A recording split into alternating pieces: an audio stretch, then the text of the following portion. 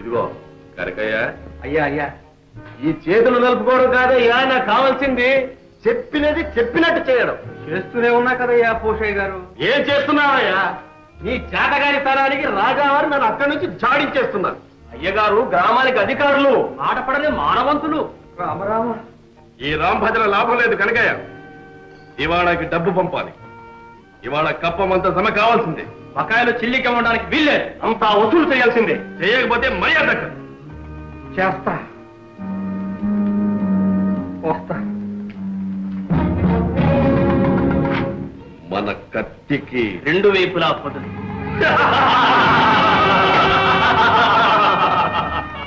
అంతా సిద్ధమేనా?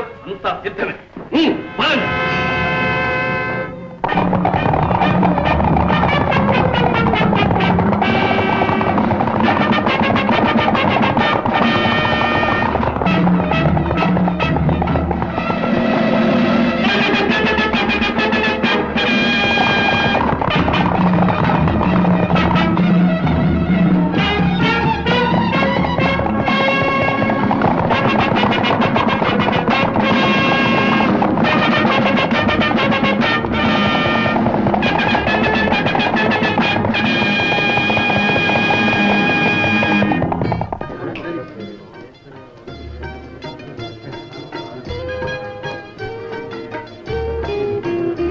యాభై 54, 55, 56, 57, 58, 59, 60. అప్పడాల అప్పల స్వామి 60. చెమరాయ చెమ్మయ్య నామం చూస్తా.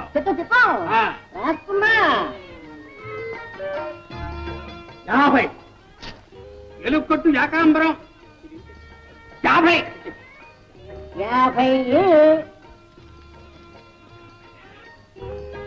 చెమ్మయ్య, చిన్నప్పుడు ఓ సిద్ధాంతి నా చేయి చూసి, వీడు లక్ష్మీపుత్రుడు, వీడింతే, వీడి చేతి మీద లక్షలు లక్షలు నడుస్తాయి అన్నాడు.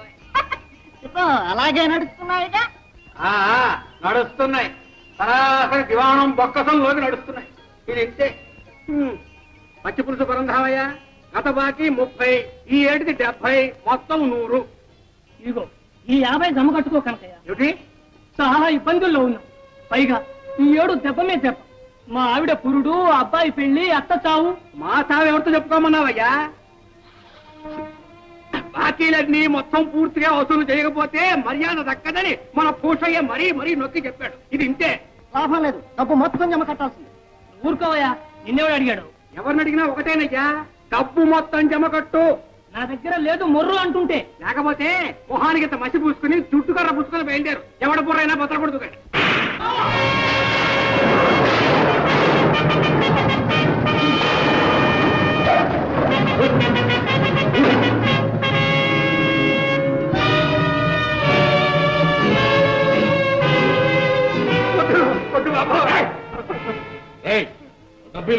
వద్దు బాబు, నా ఉద్యోగం పోతుంది బాబు.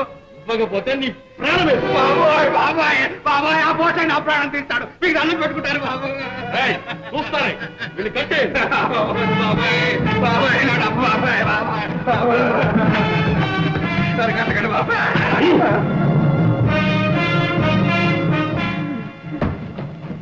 ఒరే బాబు, కట్టేదేదో కాస్త గట్టిగా బిగించి కట్టండి రా. లేకపోతే ఆ పోసే పీరుకు ఆ డబ్బు నేనే ఎత్తుకుపోయినంటాడు. నోర్మై. ఇంతే.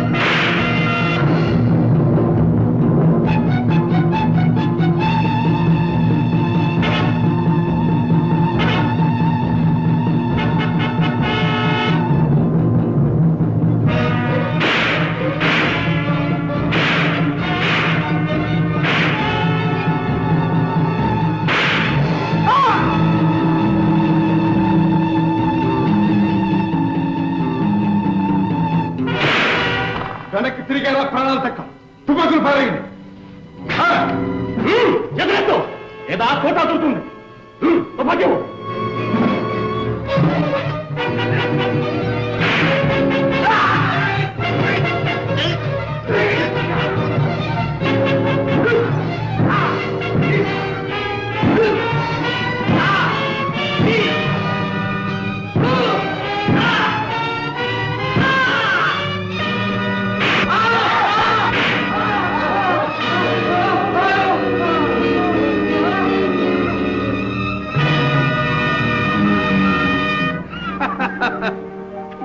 జయం మనదే రక్షించావు రాజా సమయానికి వచ్చావు లేకపోతే వాళ్ళు డబ్బంతా కొల్లగొట్టి ఉండేవారు నా ఉద్యోగం ఊడిపోయి ఉండేది పారిపోయారా దొంగలు ఆ దొంగ గాడిదలు నన్ను కట్టేస్తూ ఉంటే చూస్తూ ఊరుకుంటావా నేనెక్కడ చూశాను గురువా అప్పుడు మూసిన కాళ్ళు ఇప్పుడేగా తెరిచాను ఉద్ధరించావు డబ్బంతా పోగు చేయి అలా చూస్తారావయ్యా పోగు చేయలే రాజా గొప్ప ఆపద నుంచి కాపాడి వెళ్ళిన పని ఏమైంది నేను వెళ్తాం పని కాకపోవటమా ఇదిగో వసూళ్ళు ఇది సిద్ధాపురంది ఇది పచ్చిపాడుది లెక్క చూసుకో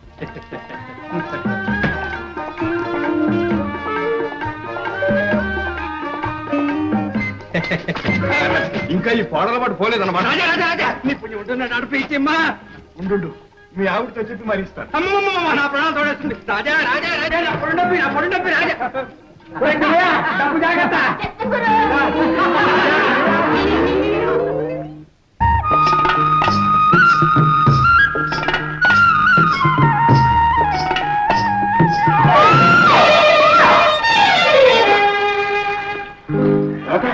నువ్వా దెబ్బ తగిలిందా ఏటి పైన పడి పైగా దెబ్బ తగిలిందని అడుగుతున్నావా చూడలేదు రాత ఏ కళ్ళిపోయాయా కళ్ళిపోయా నీ కళ్ళున్నాయిగా చారదేసి నువ్వు చూడక్కర్లా ఎదురొచ్చేవాడు నీకు కనపడలా నా నెత్తి మీద మోపుంది ఎట్లా చూసేది నువ్వు చూడకపోతే నాదే తప్పు తర్వాత తాపిగా తగులు అడుచుకొని నా పొడి నొప్పి రాజా ఓడి కేసుకెళ్ళగా రాదమ్మా ఎందుకమ్మా ఈ పచ్చాకులు ఈ పచ్చాకులా మా ఇంట్లో ఉందిగా ఒక గుర్రె పోతు దాన్ని మేపడానికి నేను గొర్రెపోతు నుంచి నువ్వు బర్రె పడ్డవా ఓయ్ బావా ఏ మరదలా సిగ్గు లేకపోతే సరే. ఎందుకు? నడి వీధిలో చిన్న పిల్లాడ్లా కుప్పి గంతులేంటి పెళ్ళై ఉంటే ఈ పాటికి 10 మంది బిడ్డల తండ్రి అయ్యేవాడి అవునవును ఆ 10 మంది బిడ్డలు నువ్వేగా కని ఉండేదానివి ఏది ఇంకోసారి అను 1,00,000 సార్లు అంటాను ఏటి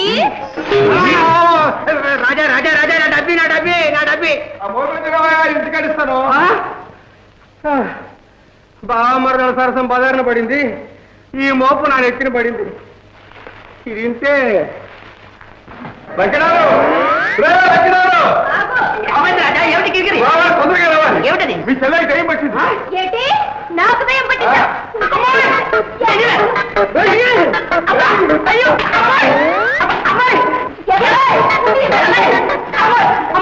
ఏమిటమ్మా నీకు నిజంగా కిరికిరి పట్టిందా ఏమిటి అడుగు ఆ సంగతి అతగాడిని అడుగు ఏమిటయ్యా కిరికిరి ఏముంది వడ్ల గింజలో బియ్యపు గింజ అమ్మాయిని రెచ్చగొట్టాడు రమ్మొచ్చుకుని వెంటబడింది అదా మధ్యలో నన్ను రేవపట్టి సమ్మరాదా ఇదిగో అన్నయ్య ఇప్పుడే చెప్పేస్తున్నాను బావ నాతో మోట సత్తా ఆడాడు చూడు ఏం చేస్తాను మధ్యలో నేను తప్పున్నాను ఇదిగో లక్షణాలు ఇద్దరికి తొందరలో ముడిపెట్టాయి అందరం కలిసి సుష్టిగా ఫోన్ చేద్దాం ఫోన్ చేద్దామా బాబు బాబు ఏమిటి నా పొడుండబ్బి బాబు వెళ్ళాలి తొందరగా భోజనం అవునవును అక్కడ ఉంది కానీ ఇంకో కిరికిరి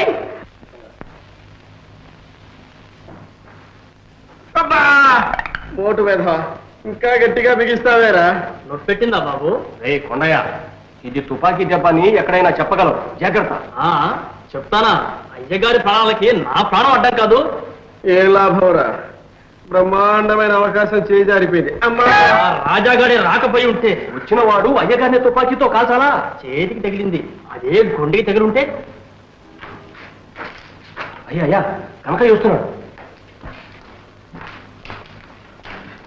నమస్కారం బాబు రా కనుక ఇవాళ ఒక పెద్ద ఘటన గడిచింది మా ఆవిడ తాళి కట్టింది లేకపోతే మీ మొహం చూసేవాడే కాదు అదేమిటి ముష్టి ఎదవా మూల నష్టపు ఎదవా మర్చిపోయిందా వాడికి తోడు గుంటలక్కడ గుంపు ఒకటి ఎవరయ్యా దోపుడు తగలాయా అమ్మా ముఖానికి గుడ్డలు కప్పుకుంటే నేనా దడుస్తాను, పైగా తుపాకులతో వచ్చి పడ్డారు. దెబ్బతో నేను మోసపోయాను. దివాణం డబ్బుతో తుపాడానికి వచ్చారు గాడిద కొడుకులు. వాళ్ళను చూసి జనం చల్లా చెదరై పారిపోయారు. నేను నా ముందు డబ్బు సంచులు మిగిలిపోయాం. దోచుకుపోయేవారే కానీ ఈ కనకయ్య ముందా కుయ్యలు.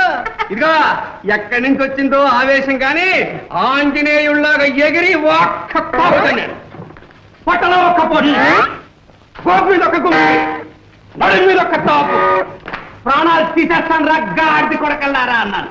ఆ దెబ్బతో బోటయ్య గారు అదే పరుగు అదే పరుగు అదే పరుగు తిరిగి చూస్తే చెమ్మడితో నేను నిద్రపోయానంతే. ఇది ఇంతే. ఏమిటిదంతా? ఏముంది, నృత్యం, గానం, వినోదం ఎంతో శ్రమపడి తమ్ములు గారి కాలక్షేపానికని ఏర్పాటు చేశాం పెద్దమ్మా. అవునమ్మా. వయసులో పెద్దవాడిని, నువ్వే చిరంజీవిని పెడదారులు పట్టిస్తున్నావా? అదే లేదు లేదు పెద్దమ్మా, గండికోట ప్రభువులు కళాపోషకులని, తమ్ములు గారికి ఇవంటే చాలా ఇష్టమని. అవునమ్మా, వాళ్ళని మనం ఆదరించకపోతే మరెవాళ్ళు ఆదరిస్తారు? వాళ్ళ బ్రతుకులు ఏం కావాలి? బాగుంది, చాలా బాగుంది. ప్రతాప్, ఇంకా మీదట ఇలాంటి కాలక్షేపాలు జరగటానికి వీల్లేదు, తెలిసిందా? అలాగే పెద్దమ్మా, అలాగేమ్మా. అమ్మా నాయన జయంత్, నేడో రేపో నీ భుజస్కంధాలపై గండికోట రాజ్యభారం పడబోతుంది. నువ్వు ఇలాంటి వ్యసనాలలో మునిగితే రాజ్య రక్షణ ఏం చేస్తావు, ప్రజాక్షేమం ఏం చూస్తావు? చిన్నతనం, బాధ్యత మీద పడిన తరువాత ఇలాంటి పొరపాట్లు జరగవమ్మా. ఆ నమ్మకం నాకు ఉంది మంత్రి గారు. నాయన జయంత్, అమ్మా, మన గండికోట వంశానికి మచ్చ తీసుకురావద్దు. కన్న తల్లి, కట్టుకున్న భార్య, పాలిత ప్రజా గర్వంతో ప్రేమించే ఆదర్శమూర్తులు మన గండికోట ప్రభువులు, తెలుసా? తెలుసమ్మా. ఇంత రాత్రైనా విలాస మందిరంలో వినోదిస్తూ కాలం గడపటం వివేకం కలవారు చేసే పని కాదు నాయన. పెళ్ళి లలిత నీ కోసం మందిరంలో ఎదురు చూస్తుంటుంది. పెళ్ళి. అలాగేనమ్మా. మంత్రి గారు, చిత్తం. ఇక మనం జాగు చేయటం మంచిది కాదు. వెంటనే చిరంజీవికి పట్టాభిషేకానికి ఏర్పాట్లు చేయించాలి. అదే సరి అయిన ఆలోచన. అందుకు తగిన ఏర్పాట్లు చేద్దాం. మంచిది.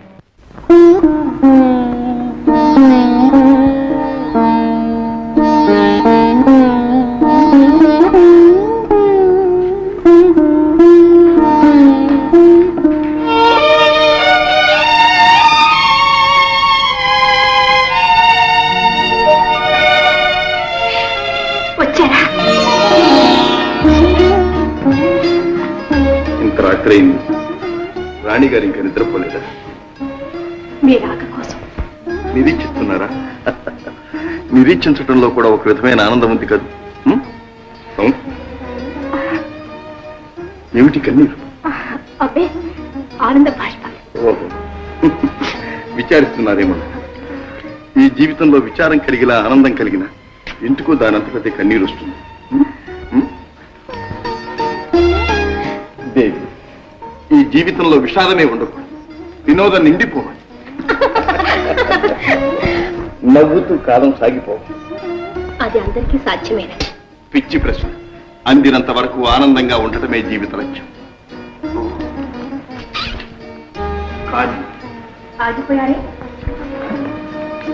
మా అమ్మగారికి నా మీద ఆగ్రహం కలిగినట్టు, ఏ శుభముహూర్తానో పట్టాభిషేకం చేసి నా స్వేచ్ఛను అరికడతారేమో అని అనుమానంగా ఉంది.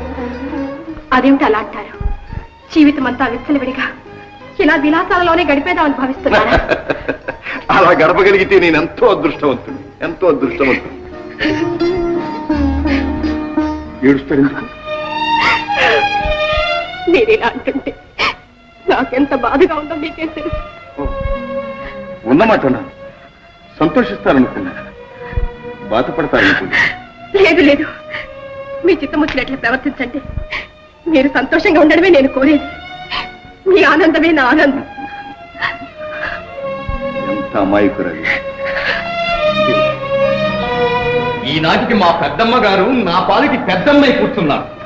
జయంతు నేను కలిసి ఉండడం ఆమెకు కన్నెరగా ఉంది. కారణం మామూలుగా అర్థంలా కనిపిస్తూనే ఉంది ప్రభు. యువరాజు గారిని తమరు విషయలోలుగా మార్చేస్తున్నారని మహారాణి గారు మామూలుగా పసికట్టేశారు. అందుకే కాబోలు యువరాజుకు రాజ్యాభిషేకం చేయాలనే నిర్ణయానికి వచ్చారు. రాజ్యాభిషేకం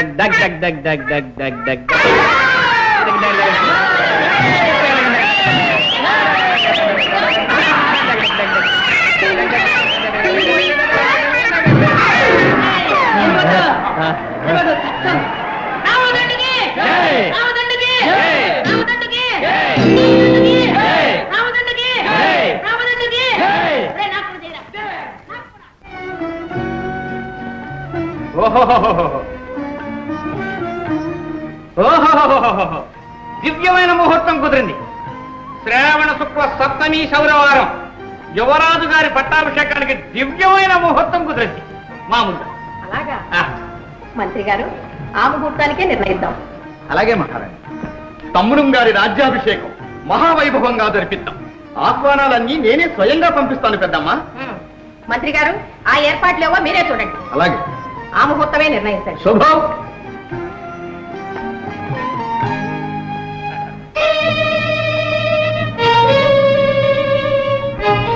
అల్లుడు వచ్చేదాకా అమావాస్య ఆగదు. ఆలోచిస్తూ కూర్చుంటే యువరాజు గారి పట్టాభిషేకం మామూలుగా జరిగిపోతుంది. దానికి ఇంకా వ్యవధి ఉందిగా.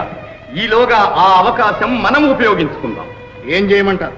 యువరాజు పట్టాభిషేకం ఘనంగా చెయ్యాలి అనే సాకుతో పన్నులు విధించి ప్రజల నుంచి ధనం వసూలు చేద్దాం. పన్నులు కట్టలేక ప్రజలు సతమతమైపోవాలి. తమ కష్టాలకు కారకుడు యువరాజే అని భావించాలి.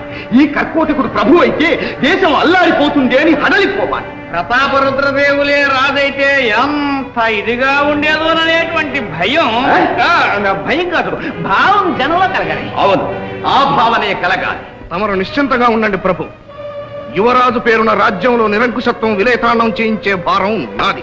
తమ మీద ప్రజలకు వల్లమాలిన అభిమానం మామూలుగా కలిగించే బాధ్యత నాది. వసూలు చేసిన పైకాన్ని ముడుపు గట్టి మీ ముందు పెడతాం. మమ్మల్ని మామూలుగా మాత్రం మర్చిపోకండి. ప్రభు, ఈ క్రొత్త పన్నులకి యువరాజు గారి ఆమోద ముద్ర కూడా ఉంటే అదెంతసేపు అనలంగారా. రండి రండి, మన పట్టాభిషేకం. విన్నాం కానీ తమ్ములం గారు, జన్మానికి ఒకే ఒక పట్టాభిషేకం. అవునవును, అది ఎంత దివ్యంగా జరగాలి. ఆ ఉత్సవాన్ని కళ్ళారా చూడాలని మన ప్రజలు ఉవ్విళ్ళూరిపోతున్నారు. బ్రహ్మాండంగా జరిపించు. కానీ చాలా ఖర్చు అవుతుంది. ఎంతైనా పర్వాలేదు. అమ్మగారిని అడిగి ఎందుకు? మేమిస్తామని ఆనందంతో ప్రజలు ముందు కురుకుతుంటే మన కోశాగారంలో నుంచి ఎందుకు ఖర్చు చేయాలి తమ్ములం గారు? అహో, మా ప్రజలకు మా మీద ఎంత అభిమానం. అయితే వెంటనే వసూలు చేయండి. మరి ఈ పత్రం మీద మీ ఆమోద ముద్ర వేస్తాం.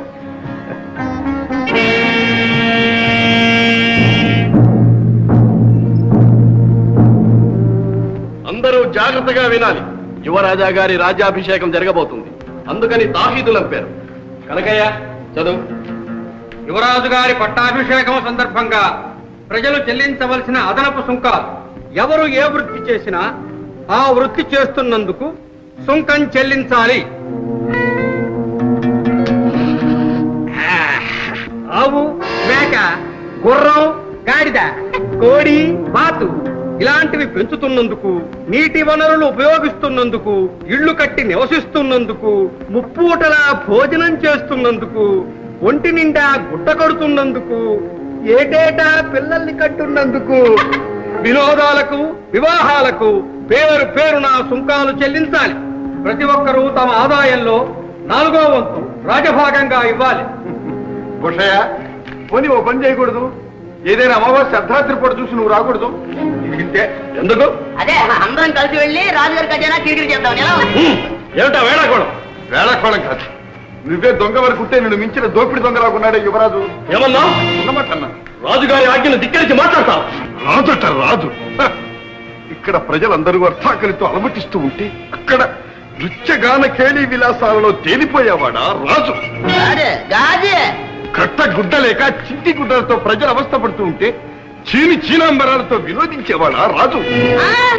రాజు కాదు, బూజు. కండలు కరిగించి అహోరాత్రాలు కష్టించే ప్రజల ధనాన్ని దోచుకుని పట్టాభిషేకం చేసుకోవాలనుకుంటున్నవాడు రాజు కాదు, రాక్షసుడు, ప్రజల కంటకుడు. ప్రజల కష్ట సుఖాలను గమనించని ఆ నిరంకుశాగ్ర మేము పాటించం. ఒక్క చిల్లి గవ్వ కూడా కప్పం చెల్లింది. ఇది మా నిర్ణయం. ఏం చేస్తారో చేసుకోండి. రాజమాట అక్షరాల సత్యం. వీడి మాటలు నమ్మకండి. ఇతండ వాదంతో మీ అందరిని పెడదాలు పట్టించాలని చూస్తున్నాడు. నువ్వు ఉద్ధరిస్తున్నావు. ఎక్కడో యువరాజు గారి పట్టాభిషేకమని ఇక్కడ కష్టపడే వాళ్ళ కడుపులు కొడుతున్నావు. జాగ్రత్త, దేనికైనా ఒక హద్దు ఉంది. అవును, మీరు హద్దు మీరిపోతున్నారు, తర్వాత బాగుండదు. ఇంత పొగరా చూస్తారే, బంధించండి, వీళ్ళిద్దరిని బంధించండి. అది ముందుకు వేశారా పొలాలు బట్టి. వెళ్ళి యువరాజుతో చెప్పండి, నోరు లేదన్న భ్రమతో అమాయకులైన ప్రజల్ని దోచుకు తినాలనుకుంటున్నారేమో. అదేమీ సాగదు. ప్రజాశక్తి విజృంభించిందా మీ ప్రభుత్వాన్ని కుక్కటి వేళ్లతో పెళ్లగించి వేస్తుంది. ఇది నా మాట, నా హెచ్చరిక. వెళ్ళండి. ఎవరైనా సరే ఆ రాజద్రోహిని బంధించిన వారికి 10,000 వరహాలు బహుమానం.